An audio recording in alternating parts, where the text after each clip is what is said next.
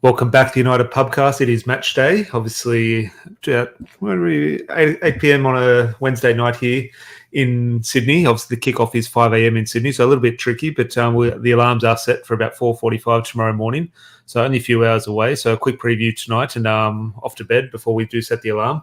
But Larry, good to see you, looking nice and sharp. I'm not sure you're going to be taking Erik Ten Hag's spot on the sideline, but bit weird us doing a preview on a match day. Usually we sort of do it maybe 1 or 2 days before the match, but obviously we had the match against Newcastle, so we had a review. Then we're talking Jadon Sancho. The next thing you know, Manchester United are playing again, so we have to get this preview out and sort of our feelings around what starting 11 Erik Ten Hag will pick. But it comes thick and fast, and then ultimately when this game finishes, we've got a day before to prepare before the Everton match.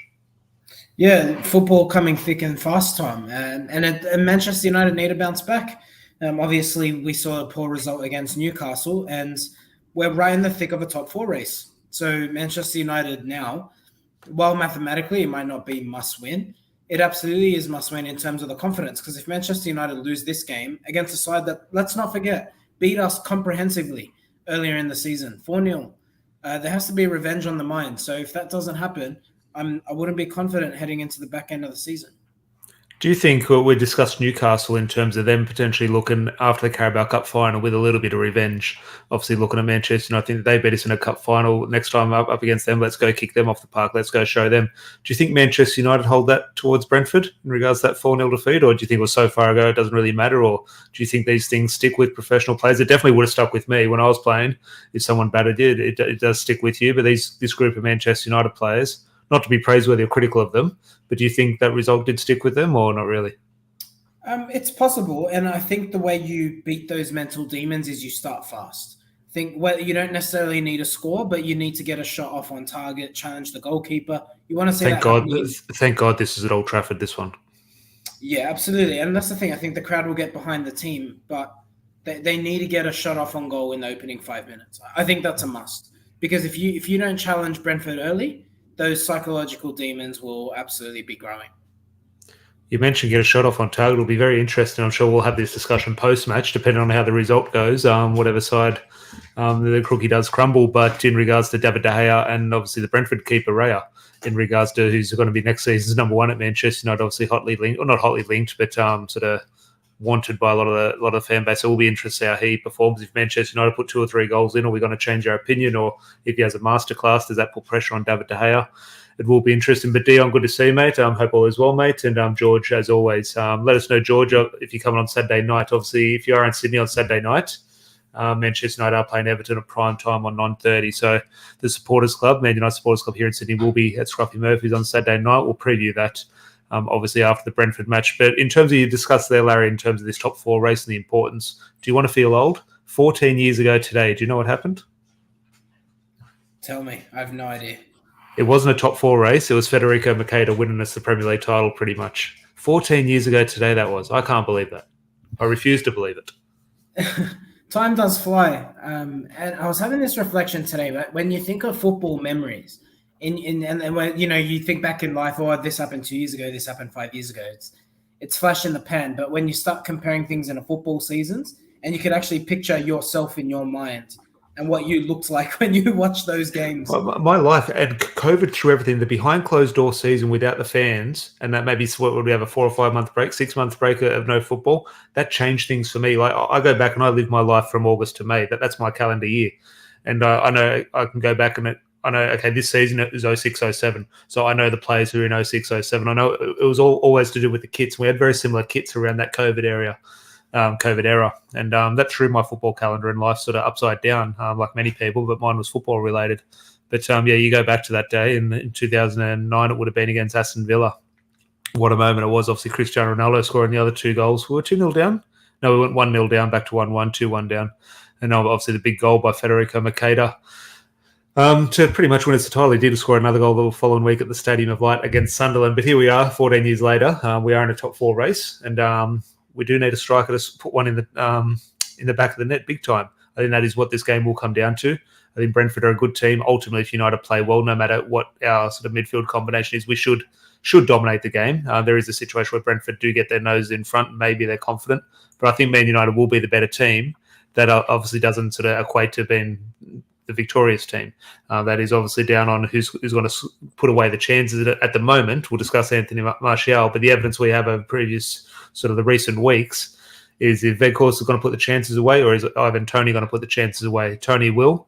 Weghorst, unfortunately, looks like he won't. So will there be a change, in your opinion, to Erik ten Hag's number 9? Because I think not only there should be, there has to be. I think if I wake up at 4:45 a.m. tomorrow and I see Weghorst starting over Anthony Martial, I don't know if I'd have questions or not. I would not feel good. Trust me. Tommy boy, let me remind you what you said about 2 weeks ago. I'm paraphrasing, but it was something to this effect. Oh, would you start Anthony Martial though? He's just going to get injured anyway.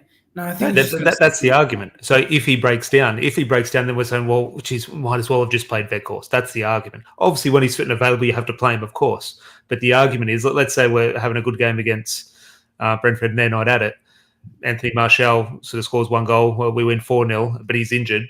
Well, could Weghorst maybe have sort of benefited from that extra hour? Could he have got a goal before the weekend's fixture? Of course, that's in hindsight, obviously, after the fact. But that is my argument to play Weghorst. Not before the game, obviously, I do want Anthony Martial to play.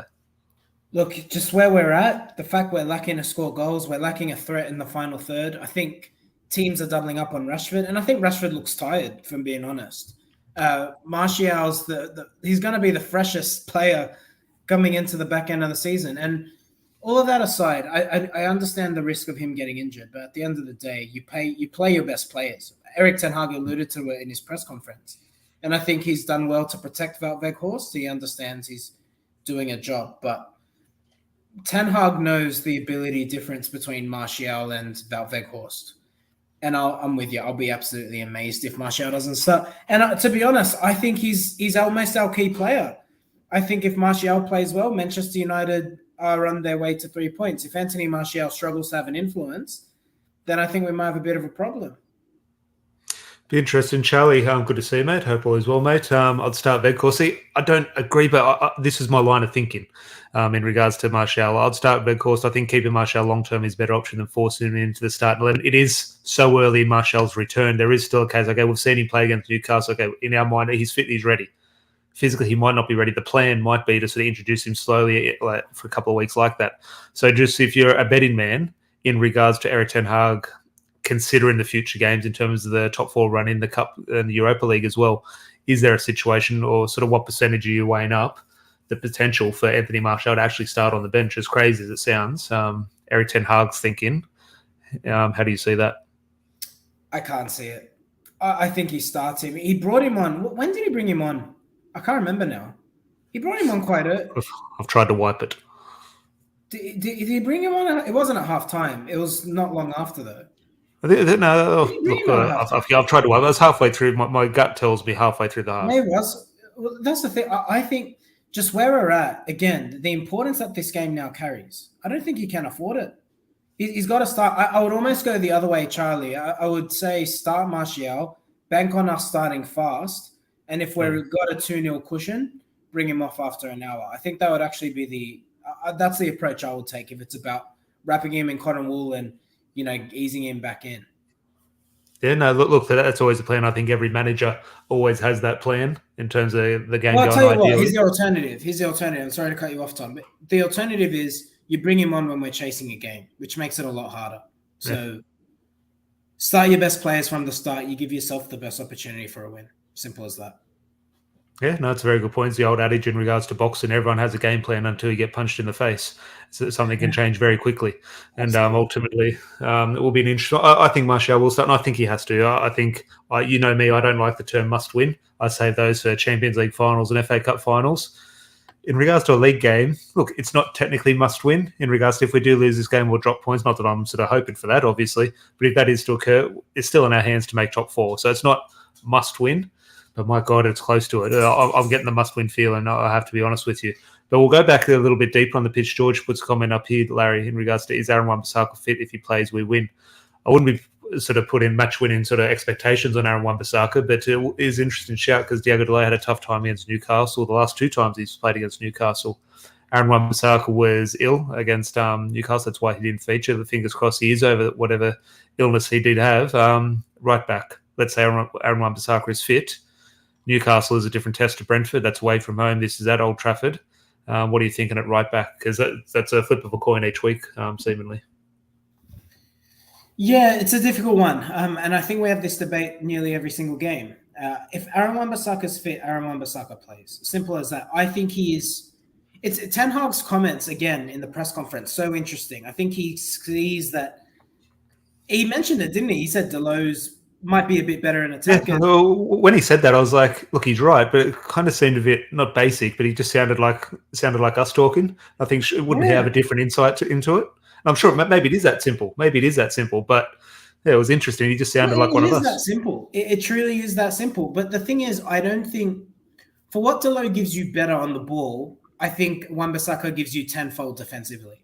Like that's the thing. I think the inherited return on investment, if you like, is much higher with Aaron Wan-Bissaka. Defensively, going forward actually looks. I would argue Wan-Bissaka, once he's got momentum going forward, is actually better or more dangerous than Delo. In terms one of those ones that the dribbles. stats. The stats always look in Aaron Wan-Bissaka's favour, just aesthetically, in regards to Diogo Dalot. Looks like a good footballer compared to Wan-Bissaka. Looks extremely awkward. But the point you make there in regards to Wan-Bissaka is better defensively, which I agree. But in regards to, we not lazy in it, but just in regards to the way we view defending when we watch the game on the TV or even at the ground, you see Aaron Wan-Bissaka, what do we think is defending? The slide tackle, the engagement, the activity is sort of when he's in and around the ball. In regards to the system, positional-wise and everything, like, again, look, we're not tactical experts. But that's what I mean. Like, we're saying Wan-Bissaka is better defensively, but is there a case where for Erik ten Hag and the team and the shape where he actually, I don't know, I don't watch the game this way, I don't watch the fullbacks sort of too in-depth in regards to their positioning defensively over the last couple of weeks, but ultimately, could there be a case, I'm not saying agree or disagree, but we're actually more solid with Dalot in regards to our shape? I think Dalot, while he might, in terms of shape, I don't think Wan-Bissaka is a weakness. I think Wan-Bissaka is a weakness when there's a cross coming. Wan-Bissaka is not great at scanning when the ball's coming from the opposite wide area. So what I mean by that is if he's the right back. Hey? A little bit like Trent. Yeah, it is a little bit like Trent. And in terms of one-on-one defending, Aaron Wan-Bissaka might be the best in world football, but his positional play when the ball is on the other side of the pitch isn't there. I don't think he scans very well. Evidently, there's always a player on his back shoulder. So he clearly doesn't scan very well. He doesn't really anticipate very well. He's non-existent in the air. I can't tell you the last time he won a header. I think Dalot would have him in headers in terms of the eye test and statistically speaking. But again, I come back to Diogo Dalot one-on-one is a defensive liability. And the thing is, your fullbacks need to be reliable in one-on-one situations. So again, if Casemiro was playing, and again, it's an interesting debate here. If Casemiro is playing, I'd be more willing to play Diogo Dalot because you've got that defensive reinforcement to cover you. Without Casemiro, we look more vulnerable through the middle of the park. So I think you need your strongest defenders as much as possible. Well, we'll go into the other positions before we do wrap up. But Charlie with another comment here saying, I'm still confident of the top four once we get Casemiro and Eriksen back. Fingers crossed Eriksen's back quite soon. We'll be back to our best and hopefully Tony starts fit so we can score 100%. Agree, mate. Back four, okay, flip of a coin. Who knows after that discussion? Still don't know who's going to start at right back. You assume Luke Shaw keeps his spot at left back after his new contract. I'll be very, very shocked if he doesn't start there. It is going to be Martinez and Varane, and rightly so. After the back of the performance and both of them getting subbed, could Erik ten Hag throw a curveball and potentially drop one? It's possible. I don't expect it, though. I think, again, because United, when the risk is greater, like right now when United need a win, I think you go with what you know. So that's why I would tend to say no. Oh, yeah, no, look, I agree. I just think Erik ten Hag can always just throw that little bit of a positive one at times, a little bit of a curveball. You can never know. Now, something that I don't think we will know in regards to midfield, it hasn't worked in recent weeks without Casemiro. So in regards to the options, Christian Eriksen unfortunately won't be available. So we're looking at in terms of the way we're potentially lining up at times, you could even throw Bruno Fernandes into that too. In regards to, let's assume, I'm guessing, and you can tell me if I'm wrong, but I'm guessing you're going to include Bruno sort of further forward in a so-called number 10 position. So let's look at the two deeper players. You got three. I think Fred comes back in for this game over Look, it's weird. I have a weird feeling it's going to be Fred and McTominay. I think Sabitzer might be the one to miss out in here because I think Sabitzer might just be able to change the game a little bit more. So Fred and McTominay, if Sabitzer and Fred is not working, is McTominay going to come on and change it? I'm not sure. If McTominay and Sabitzer's not working, is Fred going to come on and change it? I'm not sure. I think Sabitzer can offer something a little bit different if things aren't going well. So I have a feeling it is, which a lot of people won't like. I have a feeling it will be Fred and McTominay. I could be completely wrong, but return of McFred. I like it. Have we seen it once this season? Have they started a game together? I don't think they have. Sure. It'll be interesting. They've obviously, I'm sure they've been on the pitch at the same time. Whether they're starting a match, I'm not sure. I know Scott McTominay's had a couple of good performances against Brentford last year, did very well. This year came on when we were 4-0 down, had to replace Fred after that disaster in the first half. It was not to celebrate a 0-0 draw in the second half, but it's tightened up the ship. So maybe he's got something over Brentford, but just your guess. As I said, I'm going McFred. Not true preference, but I'm got a hunch that it will be McFred. What are you thinking for that midfield too? I'm with you. I think it's McTominay and Fred. I thought Sabitzer didn't have a 5 out of 10 performance the other day. I thought he was below par. And the thing is, when you're a 6, at the very least, you got to be able to track your man. And again, I don't want to, dig him out for one error, but Joe Willock had a free header at the goal because he stopped running in the first half. It's just not acceptable. And the thing is, whatever your criticisms or thoughts are of Scott McTominay as a footballer, he doesn't stop running. He gives you nothing. If he gives you nothing else but work hard, he'll give you that. And that's a guaranteed thing. So I would go McTominay and Fred, and I'm with you. I think Fred needs to start. If you look at that Newcastle game, fundamentally, what was the problem? Lack of energy, lack of running. Fred will run for you. So I think you want to start fast, and you start fast with Fred. Yeah, very interesting. Not often we sort of clamour for Fred's inclusion from the start, but I think we're in that situation. We are sort of wanting Fred. So do let us know, before we do wrap up, any other changes to start 11 in the comments that you'd like to see. Let us know, and we can discuss it. Now, obviously, we're both going Anthony Martial through the middle. Obviously, Bruno behind in the number 10 position. Marcus Rashford obviously keeps his spot on the left. Right-hand side. Now, Anthony was subbed. I thought he's our best player, though. So I think Anthony keeps his spot. Now, the man of the moment who we were discussing yesterday in full in regards to Jadon Sancho is always an option. I think it will be Anthony, but you expecting anything different on the right? I think it will be Anthony again, rightly or wrongly. And again, I thought he showed positive glimpses. I've seen a lot of criticism of his performance.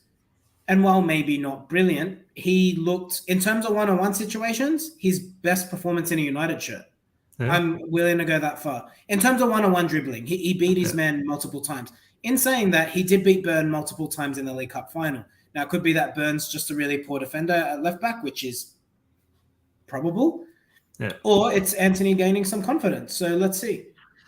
I think it's the type of player I think Anthony fancies up against this sort of slow, lanky player with that sort of low centre of gravity he can go past. I think it may be just one of those sort of, you remember Aaron Lennon used to have Patrice Evra on toast every time. I think Anthony, if he can come up against Dan Burn every week, Anthony's going to win a Ballon d'Or.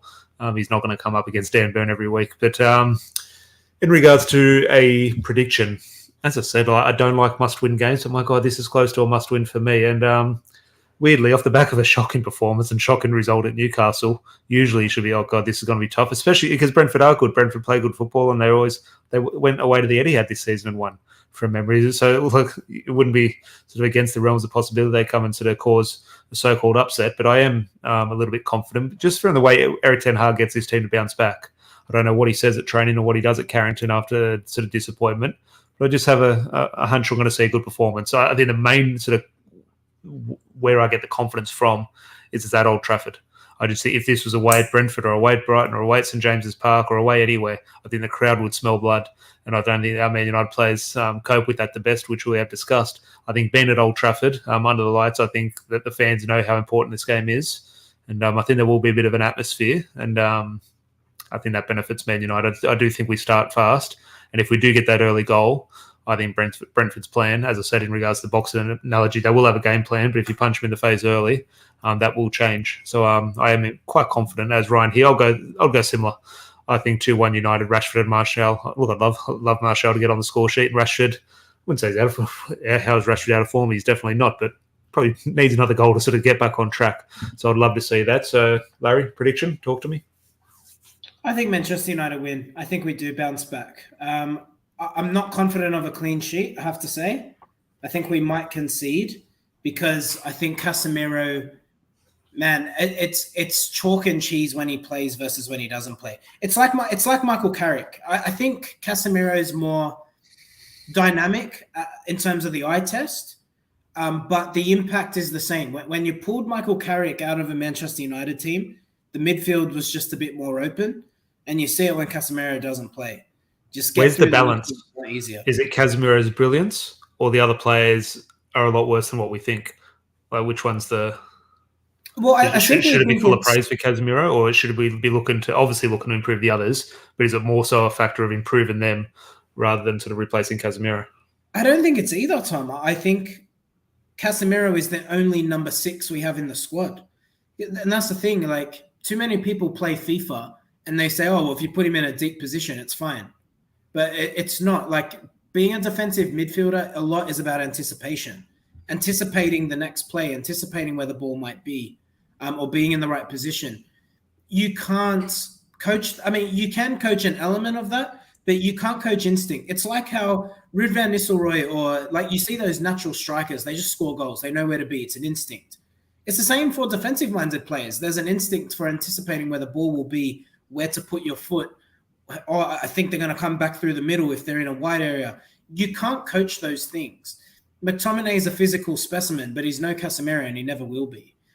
And I think there's just an element of, Casemiro is world class, but the drop off from him to anyone else is massive because they're not natural number 6s. Yeah, no, it's a fair shout. I sort of want to go back. We maybe should discuss this earlier in the show, but just to wrap up, in regards to Erik Ten Hag's game plan, we saw what the downfall against Newcastle. We can talk about effort and attitude and quality, etc. But a huge sort of factor in the loss for me was us playing out from the back. Now, ultimately, in terms of the pressure Newcastle put us under, we actually played quite well in times, sort of out from the back. But ultimately, it only takes one error to cost you, and 1 or 2 errors did cost us. But the biggest downfall this season playing out from the back was away at Brentford at the start of the season. We did it non-stop, and Brentford just pinked the ball up in the 18-yard box time and time again. You remember the one Christian Eriksen went to collect the ball off David De Gea and misplaced a pass, and Brentford scored from that. So off the back of a poor performance in regards to getting caught out playing out from the back against Newcastle, getting caught out of the back playing against Brentford in the reverse fixture, is there a situation you think the first goal kick and first sort of 1 or 2 times in our defensive third, the instruction from Erik Ten Hag will be to launch it? Or do you think, no, that was in August, we're going to change things now, we're sort of, this is the track we're on, no matter what happens, we're still going to try this way? Or do you think Erik Ten Hag will go sort of very sort of practical and pragmatic and say, stuff that, we're playing to win, not play good football? Cat and mouse. I love it. If Eriksen and Casemiro were playing and I was Ten Hag, I would say, let's play out the back. Because if you're Brentford, you look at the success of that game and you look to repeat it. There was one goal where they pressed Eriksen and managed to score. So if I was Ten Hag, I'd say, well, no, these group of players have been with me long enough now. I'll back them to manage to play out from the back. The problem we've got is, back to the defensive issue, let's flip it to the offensive side of the game. Who's going to pick up the ball out of the back four? Sabitzer can't do it. Fred can do it, but it might lead to an own goal. And McTominay definitely won't do it. So we don't have a player who's capable. I think Bruno could do it, but then you're taken away from his game at the other end of the pitch. It's a difficult one, and I'll be very interested to see how Erik Ten Hag sets up. I'm with you. I think he might look to go long because we don't have the group of players to play out. I think this is where it needs to get a feel, in terms of a feel. Yes, you do want to play the good football and sort of implement a style and sort of not sort of waver from your philosophy, sort of an ideals. But the Manchester United fans, we're not brought up on that, and hopefully in time under Ten Hag, Manchester United fans that do feel comfortable in terms of watching our goalkeeper playing out from that. Maybe a new goalkeeper will bring that confidence. But at the moment, no matter how good we do it, Manchester United fans get nervous every time that ball comes back. We're nervous because that simply is not part of Manchester United DNA. We've never seen that before. Ball goes back to Schmeichel, launches it. Ball goes back to Van der Sar, launches it. That's what has been supporting Manchester United. Now, ultimately, things have changed. We get extremely nervous. The last thing this crowd needs, or the team needs, is this crowd to get nervous. So I think the first goal kick, the best thing Erik Ten Hag and David De Gea can do for the crowd, and therefore the game, is launch it long. As bad as that sounds, I think it's one of the most important things to do, because what we did by playing out from the back against Newcastle, it gave energy to the Newcastle fans. They got up, the players felt that, the players sort of pressed 5 yards higher, and they pressed us into submission. I just think that it's the last thing we need to be doing, turning the ball over and giving Ivan Toney a chance 12 yards out. I'm with you, and that's the thing. I tend to lean on the pragmatic approach, which is keep the ball up their end, press them, get the ball back on their side of the game. And if you're Manchester United, that's how you should start. I think when you're low on confidence, or you're in a position where you've lost a few games and you're trying to get confidence back, the last thing you want to be doing is playing football out from the back against a high press. Because if something goes wrong, even if it leads to a corner, the confidence of these group of players we've seen can be fragile. Yeah. If I'm Ten Hag, go long and then see how Brentford set up. Are they looking to press us, or are they looking to sit off? And if it could be one of those cagey, sort of a bit of a boring games. I'll watch it, but there was a comment here. Dion here watched against. Well, I watched it as well. Unfortunately, I watched it. Watched Chelsea try to do the same thing this morning. Embarrassing. Chelsea Liverpool. My God, that was a bad game, and that sort of brought back memories. I put on Twitter. In regards, remember the last couple of years, whether it be Jose Mourinho or Solskjaer, we have those sort of bad results. Teams around 6th and 7th, and we have those bad. It's just 1-1 draw or 0 draw, and there's nothing in the game, and you think, what was the point of that? We're going nowhere. But us as fans sit there. No, look, when the owners change and a new manager comes in and we get 1 or 2 new signings and this player comes back, we'll be better. We're on the right track. But we knew deep down we were lying to ourselves. We just didn't want to admit how shit we were. So I see Chelsea and Liverpool fans saying, no, it'll be okay. Okay, well, this player comes back. Okay, with this signing, Chelsea, when we get this new manager, well, we're one player away from turning the corner. But now as a neutral, I'm able to sit there and watch, no, you're just shit. Like Chelsea and Liverpool this morning was, unfortunately, 5 a.m. I'm not sure why I got up to watch it. But that was painful viewing. And long may that continue, because that unfortunately has been us for too many years. Happy Easter to me. I didn't watch the game. I don't know why. I didn't set alarm. I just got up at 5, checked the phone with Chelsea Liverpool on. I thought that'll be a bit of an exciting morning. It was absolutely painful viewing. But Box here, Tottenham were terrible. Can we talk about that? About what? Graham Potter's been sacked. Didn't we discuss that? Didn't that happen like a couple of days ago? Yeah, it did happen a couple of days ago. I don't think we've discussed it, though. It was inevitable. I thought, look, even if he came in under Roman Abramovich and just sort of signed 2 or 3 players, he was always going to get the sack, let alone this new ownership, signed 15 players, and the results go against. I'm shocked it took this long. Now, does that mean he's not a good manager? He was harshly treated? Like, it's a weird one. Like, no manager was going to succeed there. Just from a simple fact, imagine rocking up to training. You couldn't put a training session together. There are far too many players. Yeah. It would be like, remember when you're a kid and they sort of line you up behind cones and you wait for 5 minutes for your one shot on goal. That's what it'd been like. There were just too many bodies, and he wouldn't have known everyone's name. And the huge thing for Graham Potter, not why he failed, but sort of a factor in it, why any manager would fail. I don't know. They put up a list of the players he signed. I couldn't name 5 of them. Some of the names that spent 50, 60 million pounds, I don't know who they are. I haven't seen them play football yet. It's crazy. But let's throw 2 names out. Let's say they got a 60 million pound signing, and he plays him, and he has a bad performance. Well, you want to continue to play because he's a big money signing. He needs consistency. But if you've got a 60 million pound player on the bench, well, he needs a go. So you're going to have to drop that player to give him a go, and ultimately it's chopping and changing, and it was just destined to fail. I saw 1 or 2 Chelsea fans say, "No, we're on the right track with this money. We can't go wrong." I said, "This money is the reason you're going to go wrong." Yeah, I'm with it. £500 million spent in one summer transfer window. And you put that into perspective, Manchester United have spent just over double that in 10 years. And that's not even to discuss and this is a podcast for another day. Dion brings a point up here. Yeah, I share it as well. Concerns me about our possible new ownership. Definitely a discussion to be had. But I do look at that in regards to not just the outlay on transfer fees, but just the financials of the books in-house in regards to this talk of the 8-year contracts. And we haven't broken down the pros and cons of that and why that's been done and sort of what the result of that will be if Enzo Fernandez wants to leave in 2 years' time. So, I mean, I know this just because if you look at Manchester United's financials, because I'm a nerd like that. So normally when you agree a transfer fee for a player, so like Paul Pogba, that's an easy example. United, the headline says £90 million transfer. But what actually happens is you pay that transfer fee over the length of the contract. So you divide that £90 million over I think it was a 6-year deal or 5-year deal. So Manchester United, what's 90 divided by 5? And then it's simply not as bad. But in regards to the wages, if Enzo Fernandez is on, I don't know what he's on, 200 grand a week for 8 years. What does that contract situation in 2 years? If he's playing well, does he go and extend that? Does he go and renegotiate a deal fee? He wants to be sold. If Chelsea are unhappy with him, how do you sell a player with 6 years left on his contract? What sort of price do they? And this might work. It might work. It might be the way forward. I'm not sure. I'm not the financial expert, but it just seems like a disaster waiting to happen. It is a disaster. There's no points for creativity, but there's no business acumen to it whatsoever. It seems like that. But Todd Boehly just saying, I'll see if this works. The only thing it benefits you for is it gives you the ability to spend more money in future. But I would argue that if you recruit effectively, you can buy less players, integrate them into the squad better, and then your team cohesion will ultimately be better in a shorter period of time.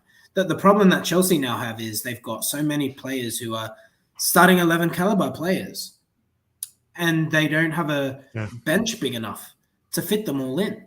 Some player who missed out for the Champions League squad. It was one of their big, was it? He was a big money. It was not big money, but it was a transfer signing. I tell you what, you still have to throw in there. Romelu Lukaku is still a Chelsea player.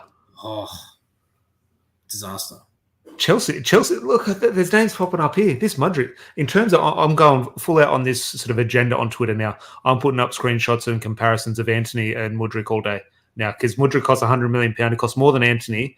I don't think he scored a goal yet. Maybe someone can correct me if I'm wrong. Anthony has performed quite well for Manchester. Maybe not the expectation of a £100 million player, but those two, Anthony sort of labelled this flop. No one is talking about this Ukrainian guy, and I think we need to start doing that.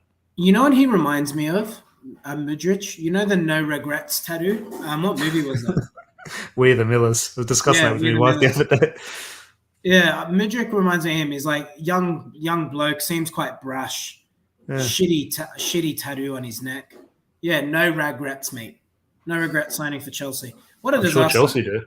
He had the opportunity to go to Arsenal. He could be in a title race, and instead he doesn't really play. But you see that in the reaction to that, and I'm sure it will come over time. Now, maybe this is just a Manchester United thing, but he costs more than Anthony. Anthony's pretty much labelled, unfortunately and wrongly so, the flop of the Premier League this season, where there's players like Richarlison.